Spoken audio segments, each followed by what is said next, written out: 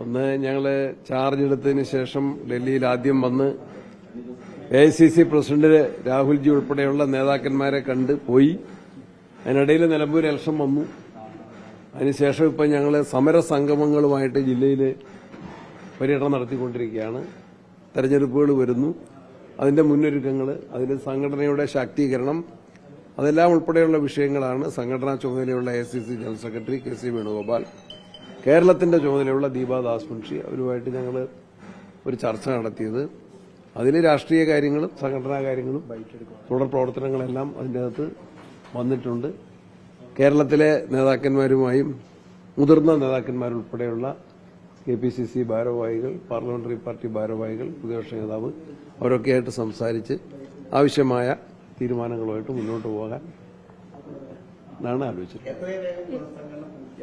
എത്രയും വേഗം എന്നുള്ള വാക്കിന് നല്ല അർത്ഥമുണ്ട്. At the earliest. പിന്നെ ഒരു സന്തോഷ വാർത്തയും കൂടിയുണ്ട്. ബഹുമാനായ ഉമ്മൻചാണ്ടി സാറിന്റെ രണ്ടാമത് ചരമ വാർഷിക ദിനാചരണത്തിൽ കോട്ടയത്ത് പുതുപ്പള്ളിയിലെ രാഹുൽ ഗാന്ധി തന്നെ ഈ 18-ാം തീയതി എത്തിച്ചേർന്ന് ആ പരിപാടിയിൽ പങ്കെടുക്കുന്നു. ഞങ്ങൾക്ക് AICC അതിനുള്ള അറിയിപ്പ് കിട്ടിയിട്ടുണ്ട്. അങ്ങനെ ഈ പുനഃസംഘടന നേരത്തെ പൂർത്തിയാക്കുമെന്ന് പറയുമ്പോൾ അത് DCC PCCയിലെയും പൂർത്തിയാക്കും. എല്ലാ തലങ്ങളിലും ആവശ്യമായ സ്ഥലങ്ങളിൽ അതിലെല്ലാം ഉൾക്കൊണ്ടു. ഈ ശശി തരൂർ ഇന്നൊരു എക്സിൽ ഒരു പോസ്റ്റ് ഷെയർ ചെയ്തത് മറ്റൊരാളിട്ട പോസ്റ്റാണ്. ആ പോസ്റ്റിൽ പറയുന്ന കാര്യം, കേരളത്തില് മുഖ്യമന്ത്രിയാവാൻ UDF നിന്ന് ആളുകൾ തെരഞ്ഞെടുക്കുന്ന 26% ആളുകളും ഈ ശശി തരൂരിനാണ് മുഖ്യമന്ത്രി.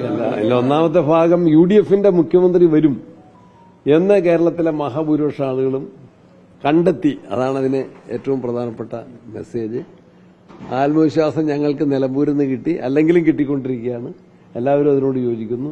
അങ്ങനെ വന്നാൽ മുഖ്യമന്ത്രി ആരെന്നുള്ളത് അന്ന് അതിന്റേതായ നടപടിക്രമങ്ങളനുസരിച്ച്, കീഴ്വഴക്കങ്ങളനുസരിച്ച് MLAമാരും ആയിട്ട് ആലോചിച്ച് ഹൈക്കമാൻഡ് തീരുമാനിക്കും. പോസ്റ്റർ പങ്കിടുമ്പോൾ അതൊരു മറ്റൊരു ആശയമാണല്ലോ നൽകുന്നത്. തരൂർ ആ പോസ്റ്റ് ഷെയർ ചെയ്യുമ്പോൾ എവരിബഡി ക്യാൻ തിങ്ക്. അല്ല, പാർട്ടി തെരഞ്ഞെടുപ്പിന്റെ പ്രാഥമിക ഒരുക്കങ്ങളിൽ തുടർന്നുകൊണ്ടിരിക്കെ മുഖ്യമന്ത്രി പദത്തിലേക്ക് അത് ഞങ്ങളല്ല, നിങ്ങളാ ഉത്തരം പറയണ്ടേ. നിങ്ങളങ്ങനെ കോൺഗ്രസിന്റെ മുഖ്യമന്ത്രി ഉറപ്പാണ് കേരളത്തിൽ 2026 എന്ന് നിങ്ങൾ പ്രഖ്യാപിക്കുന്നതിനെ ഞങ്ങൾ സ്വാഗതം ചെയ്യുന്നു. അതിന്റെ പേഴ്സണൽ ആരൊക്കെയാണെന്ന് ഞങ്ങൾ ആലോചിച്ച് തക്ക സമയത്ത് ഉചിതമായ സംസ്ഥാനത്തിന്, പാർട്ടിക്ക്, രാജ്യത്തിന് ഗുണകരമായ തീരുമാനം കോൺഗ്രസ് നേതൃത്വം സ്വീകരിക്കും. മുഖ്യമന്ത്രി സ്ഥാനാർത്ഥി അതിന്റെ proper time we will take the proper decision that I have told earlier. Party അംഗമെന്ന നിലയിൽ തരൂർ യോഗ്യനാണ്. ആരാണ് അയോഗ്യൻ? പ്രസിഡന്റ്, ഇതിലൊരു പ്രശ്നമുള്ളത്, പല തവണയായിട്ട് തരൂരിനെ ചൊല്ലി പ്രതിസന്ധി വരികയാണ് കേരളത്തിൽ. അപ്പൊ നിങ്ങളെ നിലപാട് മാറ്റിയതിൽ വളരെ സന്തോഷം. Thank U.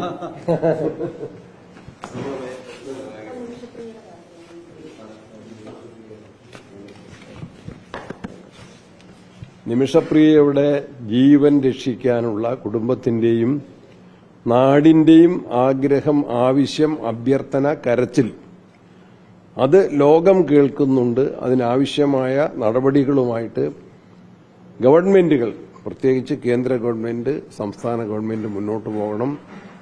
ആ കുട്ടിയുടെ ജീവൻ രക്ഷിക്കണം എന്ന് തന്നെ ഞങ്ങൾ ആവശ്യപ്പെടുകയാണ്. അതിനുവേണ്ടി എല്ലാ സഹായങ്ങളും പ്രത്യേകമായി ഉണ്ടാകണമെന്ന് അഭ്യർത്ഥിക്കുകയാണ്. ഏറെ നാളായിട്ട് വരുന്നൊരു നടപടികളാണ്. ഏറെ നാളായി ഇതുമായി ബന്ധപ്പെട്ട് പല നീക്കങ്ങൾ നടത്തുന്നു. പക്ഷെ ഒന്നും ഇതുവരെയും ഒരു ഫലം. ഞാൻ അതിലേക്കൊന്നും ഞാൻ വിമർശിക്കാനോ വിവാദങ്ങളിലേക്ക് പോകുന്നില്ല. Request only. I am making a request only to save the life. അത്രമാത്രം.